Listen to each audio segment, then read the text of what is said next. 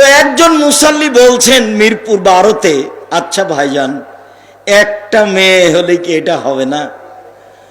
তাই আমি বললাম কি বলি আপনাকে, মানুষকে যে কোন ভূতে ধরলো, মানুষ কেন বুঝলো যে একটা ছেলে একটা মেয়ে হলেই যথেষ্ট? একটা ছেলে মেয়ে যদি হয় দুইটে, ইহকালও loss পরকালও loss, ইহকালও loss পরকালও loss.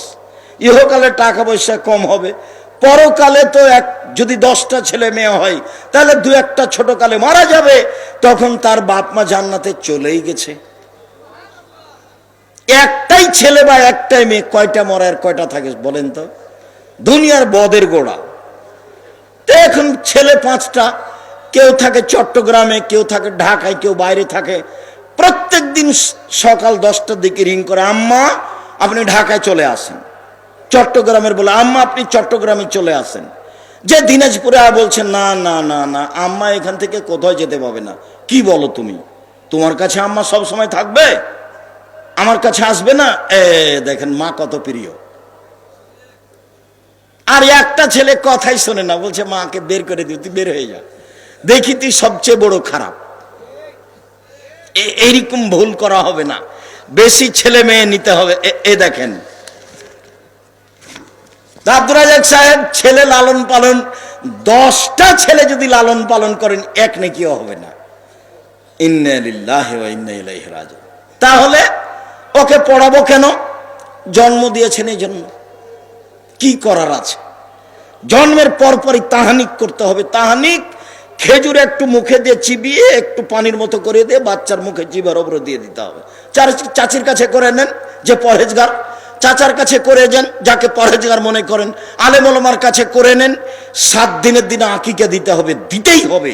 Chapai নবাবগঞ্জের ভাষাতে আপনি তো দিবেন, আপনার বাপকে দিতে হবে, ধার কর্জ করে দিতে হবে, ভিক্ষে করে দিতে হবে। 7 দিনের দিনই দিতে হবে। 14 দিনে চলে না, 21 দিনে চলে না, জীবনে একদিন চলে না। আমি আব্দুর রাজ্জাক বিন ইউসুফ 90 সাল থেকে কোনো দিন বলিনি যে 14 দিনে চলবে, 21 দিনে চলবে, কোনো দিন বলিনি। কানা হোক, ন্যাংড়া হোক, টেরা হোক, ভাঙা হোক, কান থাক না থাক, 10 টাকা দাম হোক, 10,000 টাকা দাম হোক, ছেলের জন্য 2টে আর মেয়ের জন্য 1টা, বাস যা হবে হোক। এ তো কুরবানি নয়, এ দিয়ে জান্নাত নয়। জান্নাতের মাধ্যম তো হলো কুরবানি। যেসবগুলো জান্নাতের বড় বড় মাধ্যম আছে তার একটা মাধ্যম হলো কুরবানি। কুরবানি মানে চোখ দেখো ঝকঝক কি না, কুরবানি মানে কান দেখো সুন্দর কি না, মানে পা দেখো ঠিক আছে কি না, কুরবানি মানে লেজ দেখো সুন্দর ঝকঝকে ঠিক আছে কি না, কুরবানি মানে পায়ের খুরটা দেখো কেমন আছে, কুরবানি মানে মোটা তাজা দেখো, বেশ রুচিসম্মত হতে হবে, বিনিময়ে জান্নাত। কুরবানি মানে দাঁত আছে কিনা দেখো, দাঁত নেই, দাঁত হয়নি, দাঁত এখনো উঠেনি, চলবে না। চোখ কানা চলবে না, শিং ভাঙা চলবে না, খুর ভাঙা চলবে না, লেজ ভাঙা চলবে না, হালকা পাতলা চলবে না, সুন্দর ঝকঝকে হতে হবে, বিনিময়ে জান্নাত। 7 ভাগে কেন? মাথা খারাপ হয়েছে 7 ভাগে যাবেন? কলিজা নিয়ে গন্ডগোল বাঁধবে, কার টাকা হালাল কার টাকা হারাম কেউ জানে না। ভূতে ধরেছে, চাঁপাইনবাবগঞ্জের ভাষাতে ভূতে ধরেছে। এখন হুজুর বলেছেন, কে বলেছে চলবে না? একবার দিয়েছে হুঙ্কার হুজুর। তখন এরা বলছে যাক যখন চলবে গোস্ত খাওয়া হবে, দেন গোস্তই খান। আমি বলিনি কোনোদিন, আমি বলেছি টাকা আছে রাজস্থান থেকে উট নিয়ে আসেন, টাকা কম আছে গরু কিনেন, টাকা কম আছে খাসি কিনেন, টাকা কম আছে ছাগি কিনেন, টাকা কম আছে ভেড়া ভেড়ি কিনেন। একটা করেন একটা পরিবারের জন্য, অনেক নেকি। একটা করবেন কেন? 10টা করেন, গ্রামের লোক খাবে, এ তো নেকির মাধ্যম। তার মানে পিতা জিম্মেদারি পালন করবে। 7ম দিনে মাথা নেড়ে করতে হবে, 7ম দিনে খাসি জবে করতে হবে, 7ম দিনে নাম রাখতে হবে, 7ম দিনে মাথা নেড়ে করে ওই চুল সম পরিমাণ রূপা সমমূল্য টাকা দান করতে হবে। সব 7ম দিনে করতে হবে। তার নাম বাপ। তো জান্নাত বলে 3 মেয়ে, যে 2 মেয়ে যদি হয় তাহলে নবীর সাথে থাকতে পাওয়া যাবে।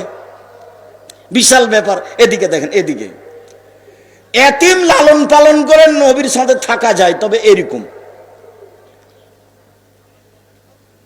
দুইটা মেয়ে লালন পালন করলে নবীর সাথে জান্নাতে থাকা যায়। দিনী বোনেরা দেখতে পাচ্ছেন আপনারা আল্লাহর কত বড় নিয়ামত। ঢং ঢং করে বাজারে চলে যাচ্ছেন, হুঁশ বুদ্ধি আছে কিছু? হ্যাঁ, বাপ নাই, ওই তোমার আব্বাকে তুমি বলবে সৎ বাবা, বলবে সৎ বাবা, নাহলে বলবে চাচা। মাকে খালা বলে ডাকবা। কই, তোমার মা তো তোমার উপরে কঠোরতা করলো না, কি দেখাতে চাচ্ছ আমাকে? ভরুগুলো তুলে চিকন করে রেখেছো, তোমার মা আছে না? নখ বড় করে রেখেছো, নেইল পালিশ দিয়ে রেখেছো, তোমার মা আছে না? ভুল কথা।